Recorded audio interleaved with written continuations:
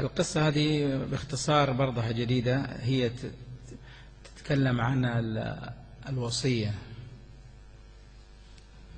عندي زميل لي كان يمزح في العمل بالمزح، وعارف اني انا مجهز ومكرم موتى، فكل ما يقابلني يقول لي ترى يا شيخ انا وصيت اولادي كلهم انت اللي حتغسلني. قلت له الاعمار بيد الله، يمكن انت اللي تغسلني. كل ما يقابلني يقول الكلام هذا وانا اقول له نفس الحكايه. ثم انقطعت الاخبار عن بعض، انقطعنا حوالي 2 سنين، وسالت عنه، قالوا انه في امريكا للعلاج، ما شاء الله اصغر مني وصحته ما فيها ولا شيء. سالت عنه قالوا انه في امريكا في العلاج. كيف؟ ما ابو ولا شيء الرجل. فكلمت ولده فقال لي والدي اصيب بعيد عنكم بالسرطان، اصيب بي بحسد، كان يتمتع بحاجه في جسده فاصيب بالعين بهذا الوباء. فاتصلت فيه في أمريكا واستغرب، قال أنا ما قلت لك إنك حتغسلني؟ قلت له يا شيخ أنا أخذته بنفسي. قلت له أنت إن شاء الله العمر قدامك وأنت أصغر مني وأنت قد واحد من أولادي تيجي وتفرح. المهم هذا الرجل يا أخوان، كان زميل هذا كان خير، كان يجيني في أوقات ويقول لي يا شيخ تعال معايا، يعني يحطني قدام الأمر الواقع ويأخذني على سوق تجهيزات الموتى ويقول لي هيا شوف ايش ناقصك خذ. قلت له في موجود، قال لي لا ما في، خلاص ما دام جينا يلا. كان كل سنة في رمضان يجيب لي الأكفان ويجيب لي الحنوط ويجيب لي التجهيزات دي بدون ما أنا أقول له.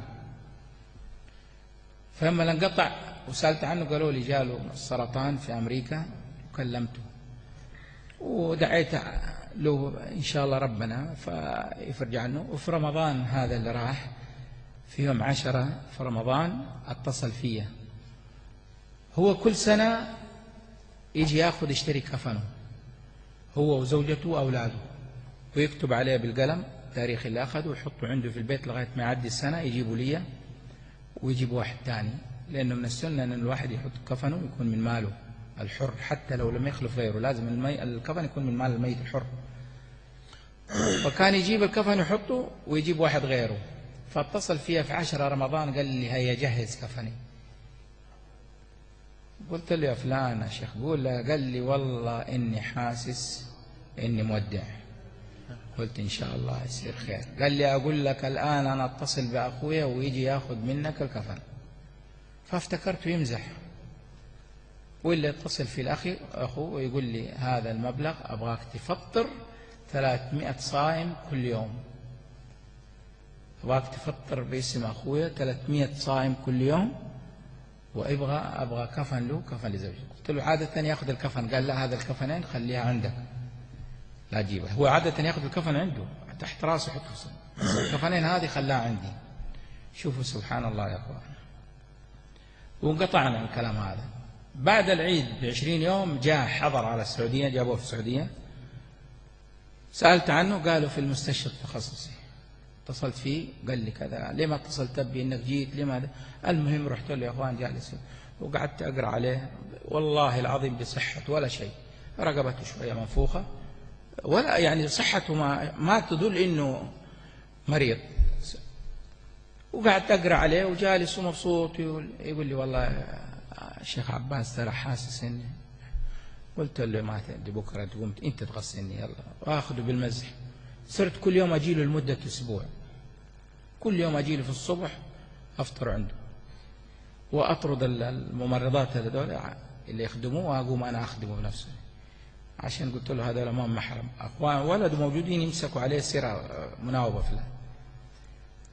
يوم الخميس انا تاخرت عليه ما رحت، شغلتني مشاغل الدنيا واتاخرت عليه. عادة أجي أصلي الفجر في نفس الغرفة، يجلس وأصلي وهو جالس يصلي على السرير أصلي. ما جيت الفجر هذا من الخميس ما جيته. الساعة 8:15 يتصل علي أخوي اللي جالس معه يقول لي تعال فلان مات. شوف اليوم اللي ما جيت فيه. قلت أنا كنت عنده وكلمته، قلت له اليوم الخميس أنا حجيك متأخر. قال لي والله يا شيخ الساعة 8:15 مات، 8:30 وأنا عنده في المستشفى ولسه ما غطوه ولا ربطوه شيء. وجيت حاطين عليه الستارة وأقول مين عنده؟ ما رضي يقول لي الأخوة، أنا افتكر زوجته ولا بناته. بقول له مين عنده؟ قال لي بيربطوا له يده. ففكيت الستارة ووجدت 2 من النصارى يخلعوا له ملابسه ويلبسوه الكفن وزي كده لغاية ما نقول هذا. طلعتهم كلهم برا. ليش؟ لأنه وجدت أنا دائما أحاربهم. ليش؟ يربط يده اليسرى على اليمنى، بدال اليمنى، حتى رجله اليسرى على اليمنى. خرجتهم برا، هم طلعوا عينه ولا عرفوا يسووا ولا شيء. 8:15 هو ربع مات، 8:30 أنا عنده لسه ما سووا تصريح ولا شيء، ولا حتى زوجته ما أدري. هم طلعوا عينه، نجيته ولينت مفاصله وخلعت له ملابسه ولبسته هذا لغاية ما انتهوا الأولاد. انتهوا من تجهيزه. الأجرات هذا أخذته، كانوا يبغوا يطلعوه مكة، يبغوا يصلوا عليه العصر المغرب، ولا أولاده الاثنين في أمريكا، جابوهم اتصلوا بالخطوط جابوهم. المهم لحقنا وصلينا عليه الجمعة في مكة. الشاهد في هذا الكلام يا إخوان الوصية عندنا في مكة لغاية الآن. أنا أعرف إمام المسجد الفلاني، ترى أكلم أولادي، أكلم زوجتي، أبغى إمام المسجد الفلاني هو اللي يوقف على غسلي، إمام المسجد كذا هو اللي يوقف على غسلي. هذه الوصية، لأن الرسول صلى الله عليه وسلم يقول فليغسل موتاكم المأمونون، الأمين الذي إذا رأى شيء في الميت لا يحدث عنه من أمور الدنيا التي من علامات سوء الخاتمة. فهذه هي الوصية. وفي من الحالة دي يمكن 6 حالات وقفت عليها، لكن لا يتسع لنا المجال، فأسأل الله لنا ولكم الخاتمة. الله